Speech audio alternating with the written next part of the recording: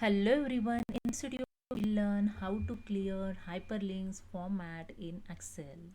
So let's start this my Excel, and here you can see I wrote one word YouTube.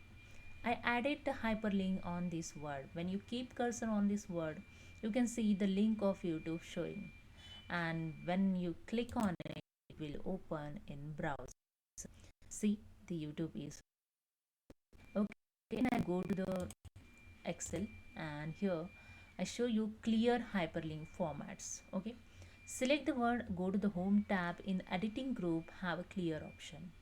When you keep cursor on this option, you can see the name of the clear, then click on this drop down arrow, then click on the clear hyperlink.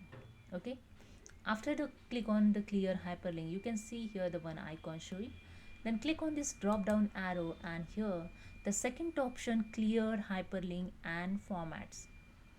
So when you click on it, the link also clear and format of word also clear. That's it. See, the normal word is showing here without link. Okay, the format also change here. Okay, clear here. So hope you understood. If you like this, please subscribe. Thank you so much.